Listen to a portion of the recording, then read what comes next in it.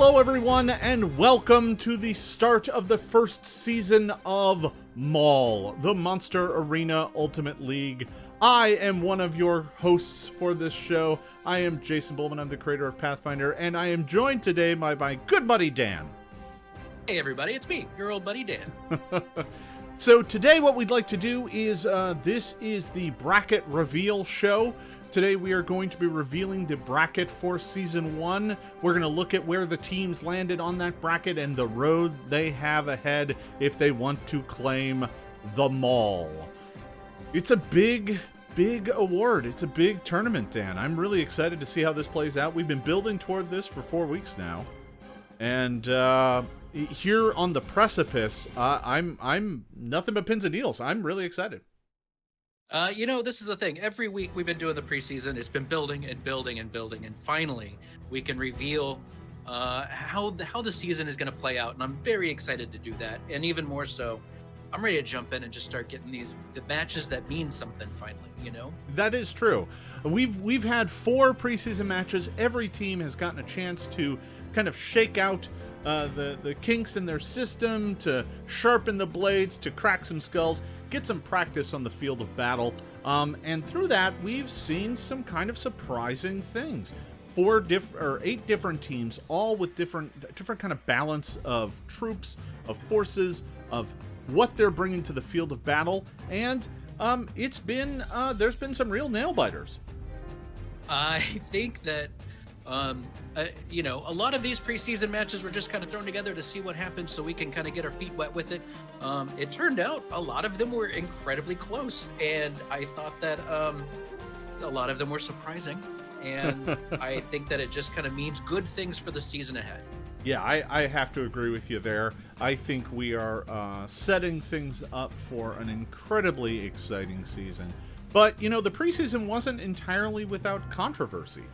It was revealed after the preseason matches wrapped up that both the Doom Dwarves and the Poison Shadows both were caught playing with more points than are allowed under league rules. They both had 180 points when you were only supposed to have 160. Now, rumor has it that the commissioner is investigating this issue and is expected to come down with a ruling soon. Glory to the commissioner. Indeed.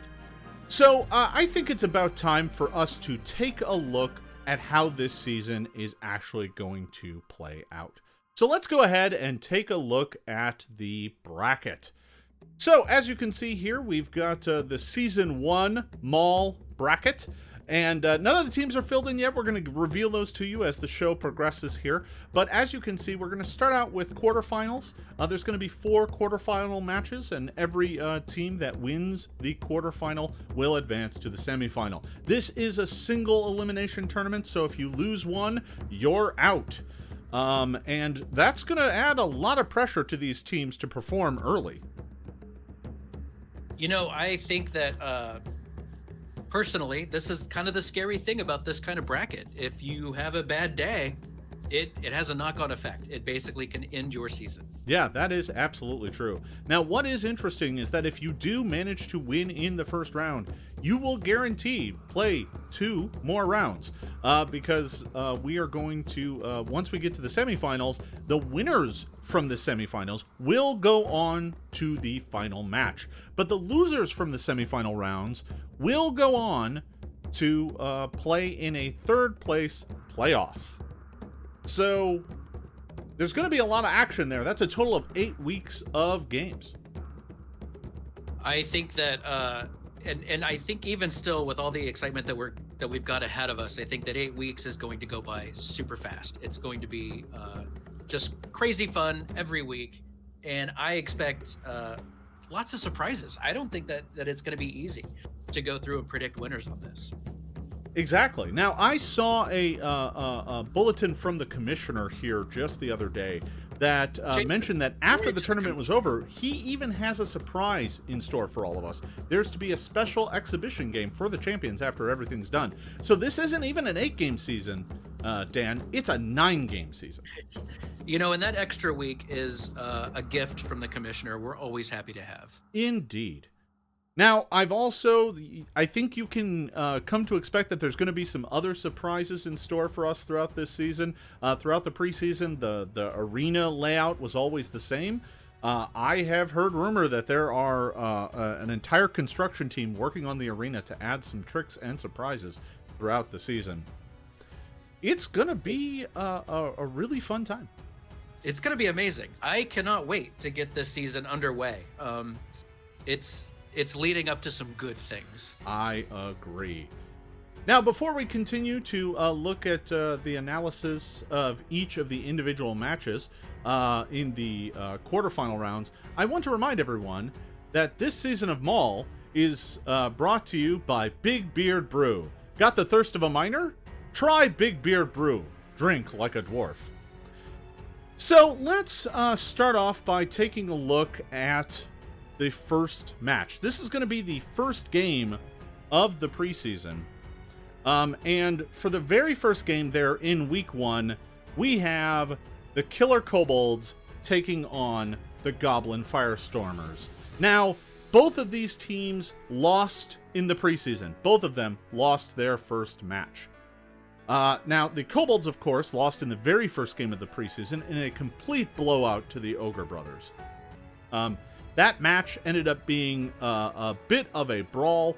The Kobolds attempted to take the field, but really they just did not stand a chance against the Ogre Brothers, who completely wiped the arena floor with them. It was ugly. Yeah. It really was. Yeah. Dan, what do you think about the Firestormers? What do you feel about their chances? Well, as we saw in the preseason, the Firestormers, they lost to the Bramble Brawlers. But I think that match ended up being a lot closer than a lot of us would have expected. I think that the Bramble Brawlers were able to pull that one out, but it was not easy. The Firestormers have a lot of tricks up their sleeve. I don't think that you can count them out just off the bat. Well, the thing that was interesting about that match is that it seemed like the Goblins, it was going to be another one-sided rout. But they got a series of kind of lucky hits in there and managed to whittle it down to a one-on-one slugfest. It wrapped up pretty quickly, but it did end up being a lot closer than anyone might have thought. Now, of course, this is a pair of the shorter members of the MAUL facing off against each other here in this first game of the season. There's a lot of people wondering whether or not that setup was intentional. But I can assure you that the seeding for this was entirely random, and in this case, this is just how the draw fell. Yeah, I think it's kind of a lucky break. I think it's going to kick the season off in a great way. I think it's going to be good. I think that having two teams that didn't fare so well in the preseason, having them face each other, it's going to be it's going to be good. To try to have them fight their way back to some glory. Yeah, well, with both of them having lost their first preseason bout, one of them is going to come out of this victorious. They absolutely are. So let's move on and take a look at week 2. And for week 2, we're going to hop over to the other side of the bracket. We're going to bounce back and forth to make sure that we're keeping things balanced. We don't reveal all of one side at once. So, there you can see we've got the Bone Breakers facing off against the Ogre Brothers. Now, this is another really interesting matchup. These two teams both won their preseason bout, and neither of them lost a single unit during the game. That's an impressive performance. I think we all were very surprised that happened. That not only, whoever wins and loses, it's hard to predict that, and that's fine. But not losing a single member of the team was a surprise, and both of them were able to pull that off. Yeah, I mean, the Ogres simply dominated the Kobolds. The Kobolds managed to do some damage to, I think, Glimp, but they were unable to bring an Ogre down, and you're just not going to win a match with that sort of results. No, absolutely not. And I think that, again, just like with the first match that we've already looked at, I think with this one, it's going to have kind of the opposite effect. I think they're both riding pretty high, feeling pretty good. One of them is going to hit a brick wall. One of them has to come back down and have some reality talk to him a little bit. And that's what this is going to find out with week 2. Absolutely. I mean, the Bone Breakers managed to kind of rout the Doom Dwarves rather handily, but facing off ogres against skeletons. I mean, you know, we got a comment from Glimp when this was announced to the teams, and he just mentioned something about grinding bones to make their bread. I don't know what's up with that, but I think the Bone Breakers should really be worried. Those ogres, they are coming to win. They're not taking this lightly. No, I think that you know, I mean, when you're coming off a big high like that, what else would we expect from Glimp? He's going to just keep going. He's going to sound very confident. And I think that, you know, with both teams, they're so powerful. Yeah. I think that it's hard to predict. And again, I think one of them is going to get hit by reality. So. Well, I think the ogres are certainly looking forward to the battle. I think for the Bonebreakers side, the key to that has got to be the fact that the ogres traded in their maces for hooks, and you know, they're not wielding clubs, so that bony resistance is going to play well for them. Yeah, I think that what we're expecting to see is possibly just some quick thinking on their part, trying to make sure that they're doing the best they can with the weapons they have. Absolutely. All right. Well, it's time for us to move on and take a look at the matchup for week 3 of MAUL. Let's go back to the bracket. And in week 3, we are going to be seeing the Bramble Brawlers versus the Bulmahn. This is another matchup of 2 teams that won their bout in the preseason. So we're going to have back-to-back weeks of nothing but preseason winners. And that should be really exciting. Now, the Leshies managed to eke out a win against the Firestormers. And that ended up being a lot closer than they would have liked. But, boy, they've got a big task on their hands with the Bulmahn. I think, you know, once the Bulmahn takes the ring, steps into the MAUL arena, you never know what's going to happen. Covering that great distance, just getting right up in your face. You've got shock and awe, just kind of hovering around. It's going to be interesting to see how this plays out. Yeah, I have to agree. Although, you know, with the death of Shock, it's going to be real interesting to see what happens.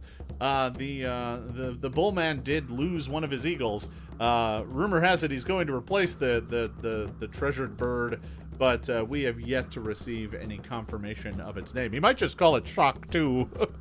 just Shock 2.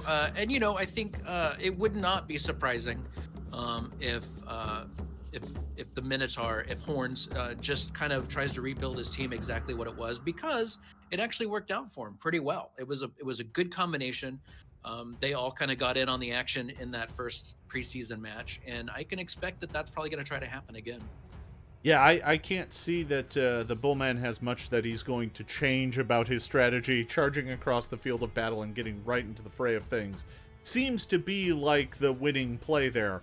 But you have to think, the one thing that the Leshy had going for them is that once one of them dies, they're surrounded by difficult terrain, and that's going to make it really hard for the Minotaur to be able to charge around the field and take care of those Leshies. So if they spread out, I think they've got a good chance of putting an end to the Bulmann's rampage. I think the big thing to keep in mind is that it makes it difficult for everybody. It's not just going to be Horns that's going to have trouble with that. I think that everybody has trouble with that terrain, and it can be a hindrance to a lot of different types of teams. I think maybe those that fly don't care about the bad terrain. And maybe this is one of those things where the 2 eagles really are the clincher. But we'll see. We'll see. So let's move on and take a look at the final quarterfinal match. And that is going to be the only 2 teams that are left remaining. And we are talking about the Doom Dwarves and the Poison Shadows. Now, this is going to be the final match of the first round of this bracket, the quarterfinals. And, it's a battle for darkness, a rumble from under. The Duergar versus the Drow. It's going to be a mess. It is a match I am looking forward to, and it almost kills me that it's at the very end of the first round. This is going to be something that we're going to talk about for a while. The storylines are set, Jason. You've got a couple of cheaters getting in there. People are already angry at both of them because they've been cheating. I've heard some people calling this the cheater bout. The cheater bout is actually very appropriate for this. I think that I'm excited to see how they perform after they've been admonished and had to rework their teams. They're all going to see some significant changes in the makeup. I'm wondering how they're going to be able to handle that. Yeah, in effect, both of them are going to have to take to the field with teams that they haven't fully tested. So in that, they're both at a disadvantage. The fact that they're playing against each other happens to just level the playing field a bit. But only one of them is getting out of this quarterfinal round. The other one, boy, they're going to face a long off season thinking about what they did. Yeah, I think that redemption comes in many ways, and I think that one of them eventually is going to face the music in week one. Will the other team face the music down the line? Who knows? But I think that this is going to be something that not having the benefit of a preseason match to kind of get used to how the team works might come back to bite both teams eventually. Yeah, and stepping back from the off the field, the controversy from the preseason, just looking at what these two teams bring to the table, you got to be feeling that it's going to be kind of a pitched battle. Neither one has very many tools that work effectively against the other. Darkness and poison aren't going to work effectively against the Duergar. The Duergar's spells to become large and whatnot aren't really going to help them against a team that's out to flank. So, I just don't see how this one's going to play out. It's going to be a bloodbath. I think so. I think that's the only thing we can count on. All right. Anyway. Well, with that, that is, in fact, all of the matches for the first round. Now, looking at those, obviously we don't know what Week 5 and Week 6 are going to bring, and from there, how the finals play out is really going to be, who knows. But there are some exciting things to talk about, beyond that, and we'll get to those here in just a second. But before we do, Dan, I want to remind everyone that this Season 1 bracket reveal is brought to you by Big Beard Brew.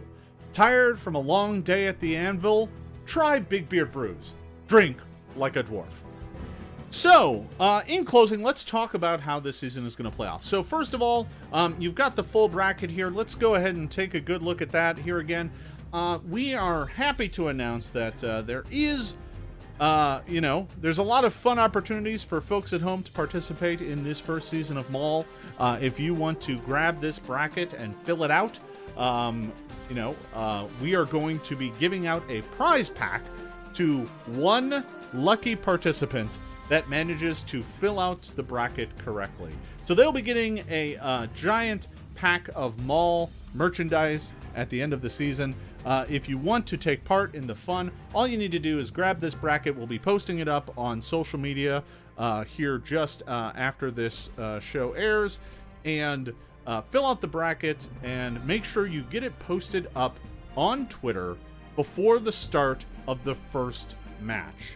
And make sure to include the hashtag MAUL bracket so that we can find it easily when the season concludes.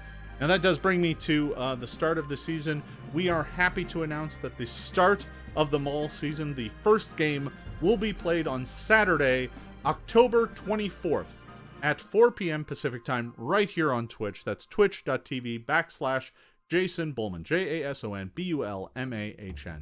There will be a replay available on Monday on my YouTube channel. That's also youtube.com/Jason Bulmahn. So you will be able to get caught up on all the action. The games will proceed for the 8 weeks following that, assuming that we don't have any outages or anything, and should end in mid-December.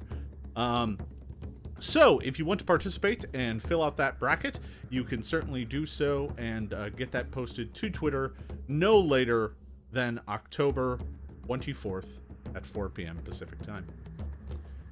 Dan? That's it. That's our bracket show. That is the bracket show.